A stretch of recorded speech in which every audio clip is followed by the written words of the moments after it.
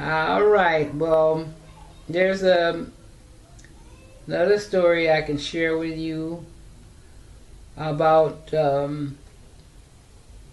my second recording. You know, the first one was with Jimmy, the My Diary song, which was born on New Year's Day at the Wilcox Hotel. After a night of passion, Jimmy picked up his guitar. He walked over to the sofa and it was leaned up against the sofa. He picked it up and he started playing this real pretty melodies. Sounded like some Curtis Mayfield.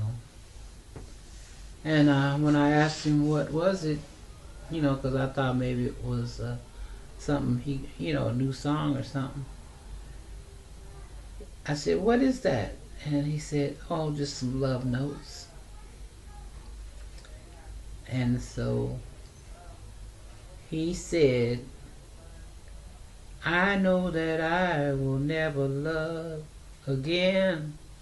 I know that I will be my only friend." That's what he said while he was playing the music. And then I said, "But if I could, I'd like for you to see the love-seeking image I turned out to be." That was us. That morning.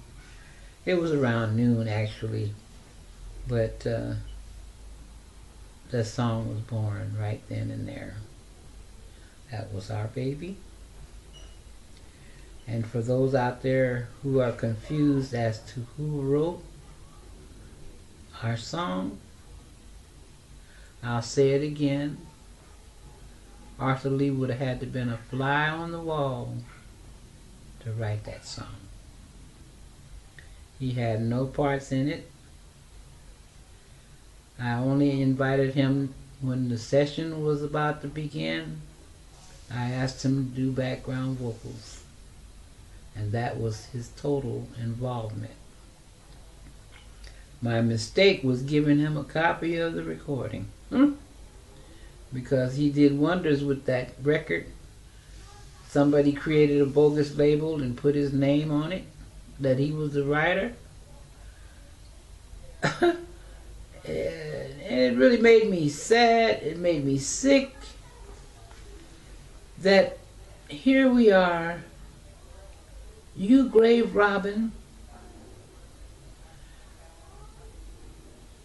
you, a black man, robbing another black man for something you didn't have anything to do with other than singing background and helping the background vocalist do the parts that was background. It broke my heart. It made me angry. I had to tell somebody because I didn't even know. My daughter, Yvonne, God rest her soul, I just lost my baby last year at 2016 on September the 6th. So September is a real heavy month for me because not only did she pass in September, my mom passed on September the 13th, 2011, and Jimmy, of course, passed on September the 18th, 1970.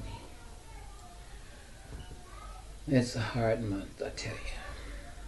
Harder, getting harder, and gotten harder. Anyhow, I wrote the song with Jimmy,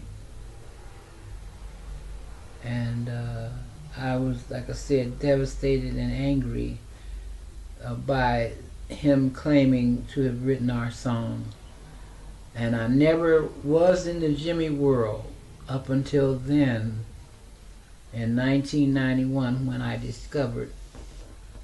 And my daughter brought home a book. She was at this Esselwan bookstore, and she was looking at a book by David Henderson called "Excuse Me While I Kiss the Sky." And the guy that worked at the store asked her, "What you know about Jimi Hendrix?" And she said, "Oh, I know Jimi Hendrix. My mom and him were an item, and he was like my dad." And he said, "What's your mom's name?" And she told him my name, and he went to the glossary or whatever and looked it up. And there were 2 pages in the Excuse Me While I Kiss the Sky book that talked about me. And it said that Arthur Lee was dealing with this chick named Rosalie Brooks. And he also called me Rosa Parks in that book. But anyway, he claimed to have took me in the studio, had a song, and he heard about this bad cat in town, and that would be Jimi Hendrix. All lies. And he was claiming to have produced the song and everything. He was 18 years old, had no money and no means, and would not have been able to do anything of the sort. He wasn't involved. So my daughter brought this book home, and it had this information in it, and I had to correct that. So I got in touch with a gentleman in Novato, California, who ran a fanzine called Straight Ahead. That was my entrance into the Jimmy world in 1991, I think, maybe 92. That I wanted to get my story out there. So he did my very first interview, Steve Roby, with the Straight Ahead newsletter. And Juma Sultan was one of the technical directors on that magazine at the time, and I became a technical consultant on there. And I actually did like 3 of his fanzines, including that first interview that I did, but I wrote some other things in there, and a couple of more afterwards. But I was able to get my story told in that sense.